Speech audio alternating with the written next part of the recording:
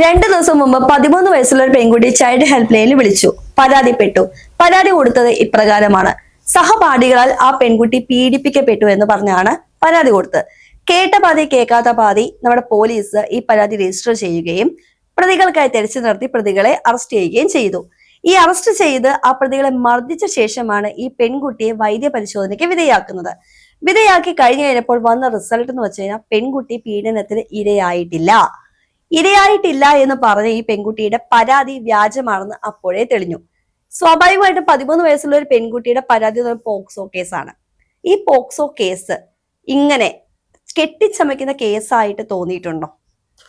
തീർച്ചയായിട്ടും. അതിനിപ്പോ ഏറ്റവും വലിയ ഉദാഹരണമാണ് ഇപ്പൊ പറഞ്ഞ 13 വയസ്സുകാരി പെങ്കൊച്ചിന്റെ. കാരണം സഹപാഠികളാൽ പീഡിതയായി എന്നാണല്ലോ ആ പെങ്കൊച്ച് പറഞ്ഞു വെച്ചത്, കംപ്ലൈന്റ് കൊടുത്തത്. ലാസ്റ്റ് പയ്യനെ കൊണ്ടുപോയി പ്രതിയാണെന്ന് ആരോപിച്ച് മർദ്ദിച്ച ശേഷം റിസൾട്ട് വന്നിട്ടാണ് അവിടെ സംഭവം സത്യം എന്താന്നുള്ളത് എല്ലാവർക്കും മനസ്സിലായത്. അപ്പൊ ഇതിപ്പോ ഇങ്ങനത്തെ ഒരു സാഹചര്യത്തില് എന്താണെങ്കിലും പോലീസുകാരുടെ ഭാഗത്തുനിന്നുള്ളൊരു വീഴ്ച തന്നെയാണ്. തീർച്ചയായിട്ടും. കാരണം വെച്ച് കഴിഞ്ഞാൽ ഒരാളല്ല അറസ്റ്റിലായത്, സഹപാഠികൾ എന്ന് പറയുമ്പോൾ 10 പേരോ 6 പേരോ ഉണ്ട്. പല മാധ്യമങ്ങളും 10ഉം 6ഉം എന്നൊക്കെ പറയുന്നുണ്ട്. ഈ 10ഉം 6ഉം ആണെങ്കിലും ഈ കൊണ്ടുപോകുന്ന പ്രതികള്, അറസ്റ്റ് ചെയ്ത പ്രതികൾ തന്നെ ശരിയാണ്, പോലീസിന്റെ നിയമം പാലിച്ചു എന്ന് പറയാം. ഇനി ജെനുവിൻ കേസ് ആണെങ്കിൽ ഒളിവിൽ പോകാനുള്ള ചാൻസ് ഉള്ളത് കൊണ്ട് അറസ്റ്റ് ചെയ്തു എന്ന് വെക്കാം. പക്ഷെ ഈ ദേഹത്ത് കൈവെക്കുന്ന ഈ ഒരു പരിപാടി ഉണ്ടല്ലോ, അത് ശരിക്കും പറഞ്ഞു കഴിഞ്ഞാൽ വൈദ്യ പരിശോധനയ്ക്ക് ശേഷം റിസൾട്ടൊക്കെ വന്ന ശേഷം വെച്ചാൽ പോരെ? ഏറ്റവും നല്ലതും അങ്ങനെയാണ് വേണ്ടത് ശരിക്കും പറയാം. കാരണം ഒരാള് പ്രതിയാണെന്ന് ആരോപിച്ചുകൊണ്ട് അയാൾ പ്രതിയാവുന്നില്ല. ഇപ്പോ ആർക്കും ഈ വൈരാഗ്യത്തിന്റെ ഒരു ഭാഗമായിട്ട് ആർക്കും ആരെയും പ്രതിസ്ഥാനത്ത് ചേർക്കാം. പ്രത്യേകിച്ച് ഇന്നത്തെ കാലഘട്ടത്തില് പെൺപിള്ളേര് എന്തെങ്കിലും അല്ലെങ്കിൽ പെണ്ണുങ്ങള് ഒരാൾ ആരോപിച്ച് ഇയാളെന്നെ പീഡിപ്പിച്ചു എന്ന് മാത്രം പറഞ്ഞാൽ മതി. യാതൊരുവിധ തെളിവുകളും അവിടെ നോക്കുന്നില്ല, എടുത്തോണ്ട് പോയി പെരുമാറും എന്നുള്ളതിന്റെ ഒന്നാമത്തെ തെളിവാണ് നമുക്കിപ്പോ ഈ ഒരു സംഭവം വന്നേക്കുന്നത് പത്തനംതിട്ടയില. അപ്പൊ എങ്ങനെ ആയിക്കോട്ടെ, പക്ഷെ എന്നാൽ പോലും നമ്മളെ ഒരാളുടെ അല്ലെങ്കിൽ ഒരു പ്രതിന്ന് ആരോപിച്ച ഒരു പയ്യന്റെ അല്ലെങ്കിൽ ഒരാളുടെ മേത്ത് കൈവെക്കുന്നതിന് മുമ്പ് ഈ കേസ് എത്രത്തോളം സത്യമാണെന്നുള്ളത് ഒന്ന് അന്വേഷിച്ചതിന് ശേഷം മാത്രം എന്താ പറയാ തുടർ നടപടി ആരംഭിക്കുന്നതാണ് ഏറ്റവും ഉചിതമായുള്ള പരിപാടി. ഇല്ലാന്നുണ്ടെങ്കിൽ നാളെ ഒരിക്കല് ഇതിന്റെ സത്യാവസ്ഥ അറിഞ്ഞ് അവൻ നിരപരാധിയാണെന്നറിയാമെങ്കിൽ, ഇപ്പൊ ഉദാഹരണത്തിന് നോക്കാന്നുണ്ടെങ്കിൽ ഇപ്പൊ കുറെ പേര് ഇതിനു മുമ്പും 13 വർഷം 30 വർഷമൊക്കെ കിടന്നിട്ടും നിരപരാധിത്വം തെളിഞ്ഞു വന്നവരുണ്ട്. അവരുടെ അത്രയും ടൈമും സമയം പോവുകയാണ്. അതേപോലെ തന്നെ അവർക്ക് ജീവിതകാലം മുഴുവൻ ഒരു ടൈറ്റിൽ കിട്ടുകയാണ്. പിന്നെ സമൂഹത്തിന് മുമ്പിൽ എന്നും അവർ മോശക്കാരായിരിക്കും, അവനും അവന്റെ കുടുംബവും മരണം വരെ. ഇപ്പൊ കോടതി വെറുതെ വിട്ടു, അല്ലെങ്കിൽ പോലീസിന്റെ അടുത്തുനിന്ന് ഇത് വ്യാജ പരാതിയാന്ന് തെളിഞ്ഞു. പക്ഷെ എന്നാലും സമൂഹത്തിന്റെ ഒരു കോടതിയുണ്ട്. ആ കോടതിയിൽ നിന്ന് അവർക്ക് എന്തെങ്കിലും ശിക്ഷ കിട്ടുമോ, അല്ലെങ്കിൽ നീതി ലഭിക്കുമോ? ശിക്ഷയല്ല, നീതി ലഭിക്കുമോ? നീതി ലഭിക്കില്ല. കാരണം മരണം വരെ എപ്പോഴും ആ സമൂഹം അവനെ കാണുന്നത് ആ ഒരു കണ്ണിൽ തന്നെ ആയിരിക്കും. കാരണം ഇൻ കേസ് ഇപ്പൊ അവനെ വന്ന് തൂക്കി, ഒന്നാമത് കേസ് ഈ വന്ന് അറസ്റ്റ് ചെയ്യുമ്പോൾ തന്നെ ആൾക്കാർ ഓട്ടോമാറ്റിക് ആയിട്ട് അവനേതോ വലിയൊരു പ്രതിയാണ്. പോലീസ് വീട്ടുമുറ്റത്ത് കയറുമ്പോൾ തന്നെ നമുക്കറിയാം, നമ്മുടെ വീട്ടിലും വരുമ്പോ അത് തന്നെ അവസ്ഥ. ചിലപ്പോ എന്നത് PCC വെരിഫിക്കേഷൻ വേണ്ടിയിട്ടായിരിക്കുള്ളൂ, എന്നാലും പോലീസ് വീട്ടിൽ വന്നോ അവൻ മോശക്കാരനായി. ഫസ്റ്റ് ചിത്രം. രണ്ടാമത്തെ കേസ് എന്ന് വെച്ചിട്ടുണ്ടെങ്കിൽ പിടിച്ചോണ്ട് പോയത് പോക്സോ പോലുള്ളൊരു കേസും കൂടി ആകുമ്പോഴത്തേക്കും ആജീവനാന്തത്തേക്കുള്ള ടൈറ്റിലായി.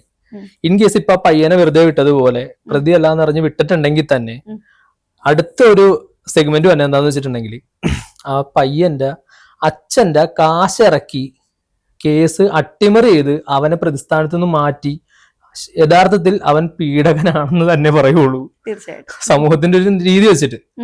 അങ്ങനെ തന്നെ ഉള്ളൂ. അതായത് ചുരുക്കി പറഞ്ഞാൽ ആ പയ്യന് മരണം വരെ ഉള്ളത് ഫിക്സഡ് ഡെപ്പോസിറ്റ് പോലെ ആ ഒരു പേര് ഉണ്ടാവും എന്നുള്ളതാണ് അവനും അവന്റെ കുടുംബത്തിനും. ഇതാണ് ഇവിടെ നടക്കുന്ന മെയിൻ. ശരിക്കും പറഞ്ഞാൽ ഈ 13 വയസ്സുകാരി ഏറ്റവും വിചിത്രം എന്ന് പറയുന്നത്, ഇതിൽ ഏതോ ഒരു പ്രതികളിൽ ഏതെങ്കിലും ഒരാളെ പ്രപ്പോസ് ചെയ്തു, ആ പ്രപ്പോസ് ചെയ്ത പ്രതി റിജക്ട് ചെയ്തു. അതിന്റെ പേരിലാണ് ഈ പ്രണയ നൈരാശ്യം ഉരുത്തിരിഞ്ഞ് ഒരു പ്രതികാരമായി മാറി.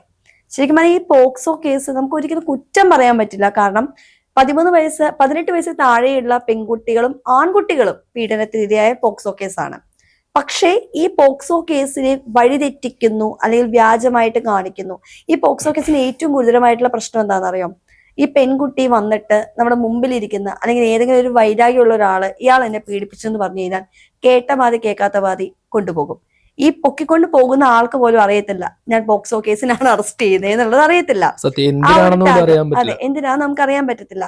ഇനിയിപ്പോ അയാൾക്ക് അയാളുടെ നിരപരാധിത്വം തെളിയിക്കാനുള്ള ടൈം ഉണ്ടോന്ന് വെച്ചാൽ ടൈമും ഇല്ല. കാരണം ചോദ്യമില്ല, പറച്ചിലുമില്ല, വിചാരണയാണ്.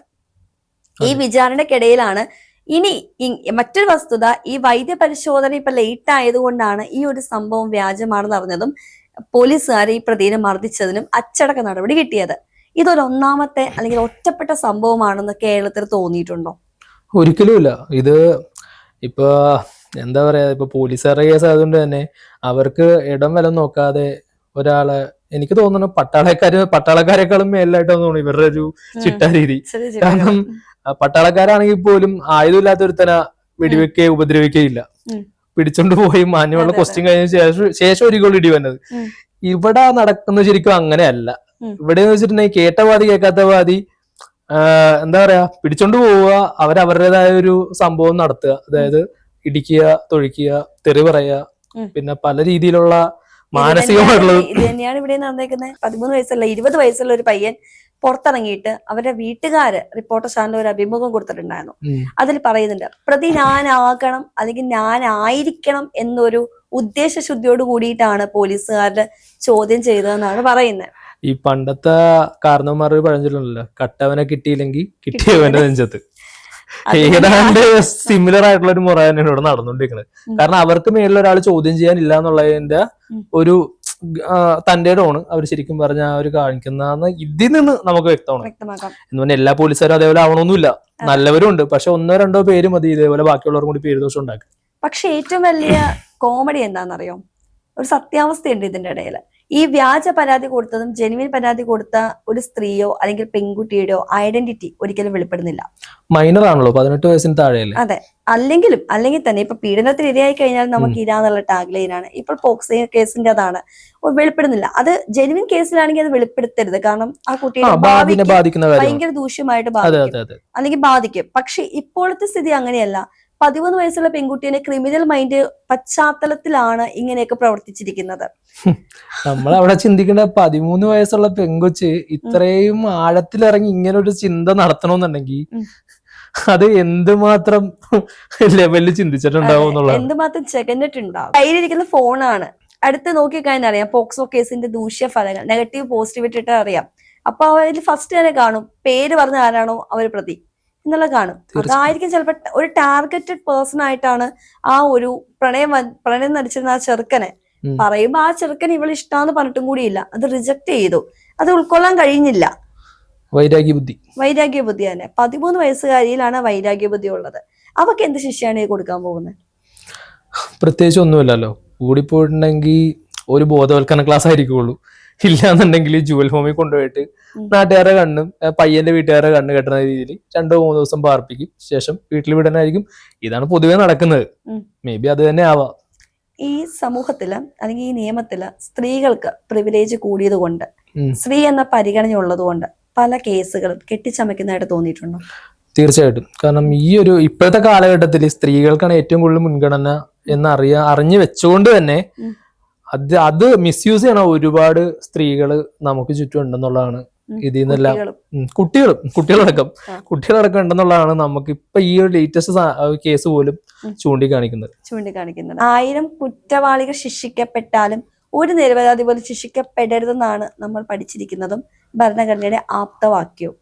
അപ്പൊ ഇതൊക്കെ കാണുമ്പോൾ എത്ര നിരപരാധികൾ ശിക്ഷിക്കപ്പെട്ടിട്ടുണ്ടാകും? തീർച്ചയായിട്ടും ഉണ്ടാവും. കാരണം ഇതിപ്പോ ഇങ്ങനൊരു കേസ് ആയതുകൊണ്ട് മാത്രം നമ്മൾ പുറം ലോകം അറിഞ്ഞത്. ഇത് പുറം ലോകം അറിയാതെ പോയേക്കുന്നത് എത്ര പേരുണ്ടാവും. ഇപ്പൊ ഇന്നത്തെ കാലത്ത് സോഷ്യൽ മീഡിയാസ് അത്ര ആക്റ്റീവ് ആയതുകൊണ്ട് നമ്മൾ ഡെയിലി ഓരോ ന്യൂസ് അപ് ടു ഡേറ്റ് ആയിട്ട് നമുക്ക് കിട്ടുന്നുണ്ട്, അത് ഓൺ ടൈമിൽ തന്നെ. ഇത് ഒരു എനിക്ക് തോന്നുന്നു 5 വർഷത്തോളം ആയിട്ടുണ്ടാവുള്ളൂ ഇൻസ്റ്റാഗ്രാമെല്ലാം ഇങ്ങനെ ഒരു ആക്റ്റീവ് സ്റ്റേജിലേക്ക് എത്തിയിട്ട്. ഇതിന് മുമ്പ് വരെയുള്ള ആൾക്കാരുടെ അവസ്ഥ എന്തായിരിക്കും എന്ന് ഓർത്ത് നോക്കി. അതാ ഞാൻ പറഞ്ഞത്. അപ്പൊ നമുക്ക് ഇപ്പോഴത്തെ ആൾക്കാർക്ക് ഇപ്പൊ ശാസ്ത്രം ഒരുപാട് മുന്നോട്ട് പോയി, ഓൺലൈൻ പ്ലാറ്റ്ഫോം, സോഷ്യൽ മീഡിയാസ് ഒക്കെ ഉള്ളതുകൊണ്ട് ഒരു പരിധി വരെ ഇങ്ങനെയുള്ള വിഷയം കുറയണുണ്ടെങ്കിലും അതിനും ഒരു നെഗറ്റീവ് തലമുണ്ട്. തീർച്ചയായിട്ടും. കാരണം 2 വാദവും കേൾക്കുമ്പോ ഇത് എന്താന്ന് അറിയാതെ നടുക്ക് നിൽക്കുന്ന ജനങ്ങൾ ശരിക്കും പൊട്ടന്മാരാവുക. ലാസ്റ്റ് എല്ലാത്തിന്റെ A to Z പഠിച്ച് തെളിവെടുപ്പും കാര്യങ്ങളൊക്കെ കഴിഞ്ഞ് ഇതേപോലെ പുറത്ത് വരുമ്പോഴാണ് നമുക്ക് ഈ ഒരു സത്യം എന്താണെന്നുള്ളത് മനസ്സിലാവുന്നത്. മനസ്സിലാവുന്നത്. നുണ ലോകം ചുറ്റി വരുമ്പോഴാണ് സത്യം പതുക്കെ പുറത്തു വരുള്ളൂ എന്ന് പറഞ്ഞ അവസ്ഥ തന്നെയാണത്.